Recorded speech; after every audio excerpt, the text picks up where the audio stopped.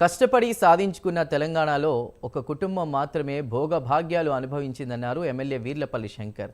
రంగారెడ్డి జిల్లా షాద్నగర్ క్యాంపు కార్యాలయంలో మాట్లాడినటువంటి వీర్లపల్లి బీఆర్ఎస్ అణగారిన వర్గాల కోసం, బీసీల కోసం ఎప్పుడూ ఆలోచించలేదన్నారు. వారి ఆధిపత్యం కోసం చిన్న చిన్న పథకాలను ఎరగా చూపించారని ఫైర్ అయ్యారు.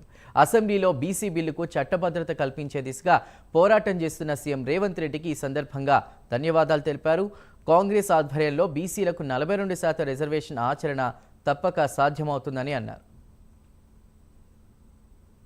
60 ఏళ్ల పోరాటంలో ముఖ్య పాత్ర అన్ని సామాజిక వర్గాలది, విద్యార్థుల పాత్ర, ఉద్యమకారుల పాత్ర ఎంతైనా ఉండి సాధించుకున్న తెలంగాణ.